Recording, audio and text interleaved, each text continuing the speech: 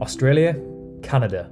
Two gigantic countries with low populations, incredible living standards, and friendly, welcoming people.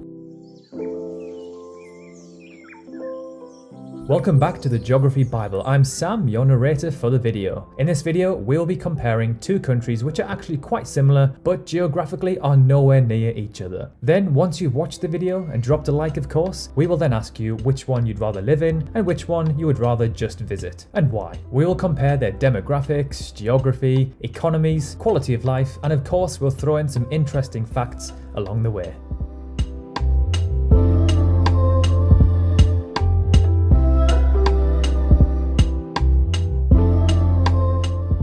So let's begin by looking at their key demographics, starting off with their populations. So out of the two, Canada is more populated, with around 37.7 million people, making them the 39th most populous nation on Earth, behind Poland and above Morocco. Fun fact, there are more people living in Greater Tokyo than there are in the entirety of Canada. Think about that. A city in the world has a higher population than the second biggest country on the planet. Wow. Australia is the 55th most populated country in the world, with roughly 25.5 million people, putting them above Niger and below North Korea. Now that we know their populations, let's look at their population densities. This one is incredibly close and mind-blowing. So with 3.92 people per kilometre squared, Canada is technically more densely populated, making them the 8th lowest densely populated country in the world. Then we have Australia, with 3 people per kilometre squared, making them the 5th lowest densely populated country in the world. Again, this next one is unbelievably close. Their life expectancy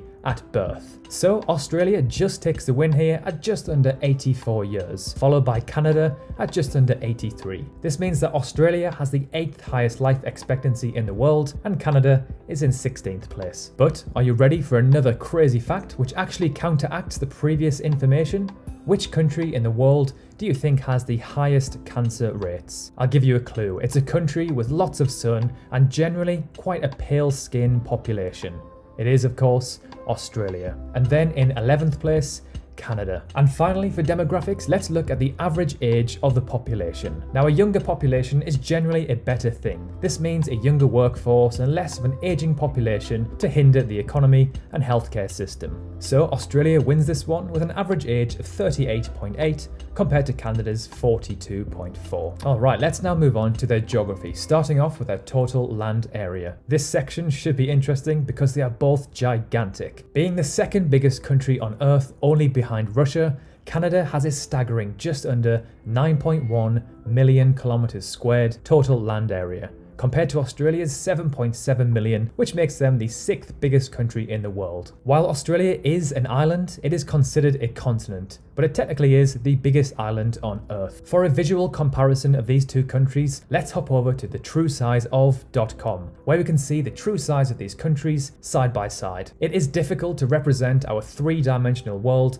on a 2-dimensional map, so this website allows us to see how big each country actually is in relation to each other. So by grabbing both of these countries and putting them on the equator, we can see their actual sizes side by side. So yes, Canada is obviously massive, but its proportions are incorrectly displayed on a traditional map. Let's now take a look at what percentage of these countries' landmass is covered in forests and also how much coastline they have. With 16.2%, 39% of which is in Queensland, of the country being covered in forest, Australia has significantly less than Canada at 34%. So more than a third of Canada's total size is actually forests. Canada actually has the 3rd most forest by area in the world, and Australia has the 6th. Okay, so before we reveal this one, out of the two, which one do you think has the most coastline? This country also has the most coastline out of any country on Earth. So if you said Australia, you're wrong, unfortunately. So with 202,000 kilometers, Canada has by far the most coastline in the world, followed by Australia, which is in 7th place with a measly 25.7k kilometers. Now, to my surprise, Norway actually has the 2nd most coastline in the world. Alright, so let's move on to the economy and some financial statistics for these two countries. Again, this is another one which is neck and neck. The resemblance for these two countries is uncanny. So let's begin by looking looking at their total GDP. The GDP can be calculated by adding up all of the money spent by consumers, businesses, and government in a given period. So with 1.3 trillion US dollars,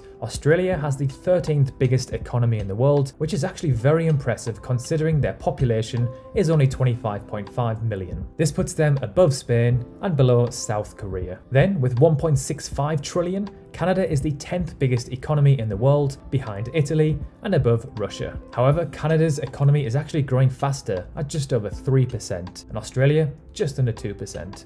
Now that we know their GDP, we can calculate their GDP per capita by dividing their total GDP by their population.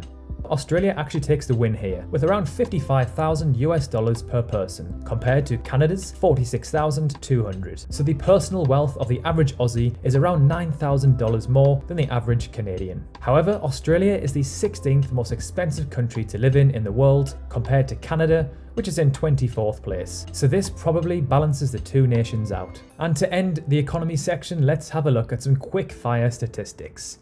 Both of these countries have identical education expenditures at 5.3%. Inflation is higher in Australia at 2% compared to Canada's 1.6%, and Canada has the 8th most billionaires in the world with 44, compared to 31 in Australia, which puts them in 12th place. And finally, let's end this section by looking at the Big Mac Index. No, seriously, this is a genuine thing. So buying a Big Mac in Canada will burn a bigger hole in your pocket compared to the land down under at $5.29 and $4.98 respectively. And to end the video, let's finish off with some quality of life statistics and facts, an area which both of these countries excel in my opinion. When I think of Canada and Australia, I think of high wages, good education, and great living standards in general. Of course, they are both not perfect, and they do, of course, have poverty in certain areas. Let's start off by looking at a not so great statistic for these two countries, to which they are neck and neck, their obesity rates.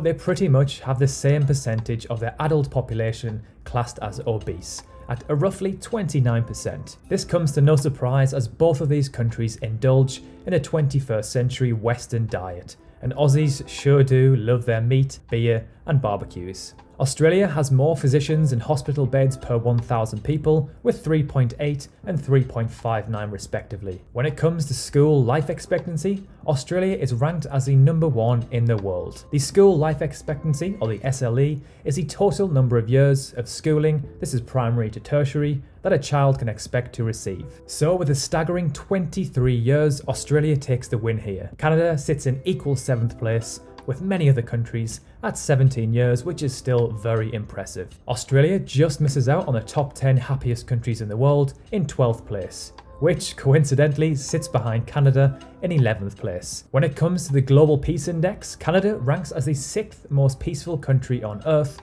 compared to Australia in 13th place. However, when it comes to corruption, Australia does make the top 10 compared to Canada, who are in 16th place. And finally, the last one, let's compare their military strength ranking. And to no surprise, these two countries are neck and neck again, with Australia having the 19th strongest military in the world compared to Canada, who are in 21st place. So now it's your turn. Let us know in the comments below which one you would live in and which one you would just visit and why. We can't wait to read your comments. And while you're there, let us know which cities or countries we should do next. Personally, I would live in Australia because I'm a summer baby who loves the ocean, and I'd visit Canada for sure. It's another dream destination for me that I hope to visit soon. So thank you so much for watching. If you enjoyed the video or you learned something new, a like would be much appreciated.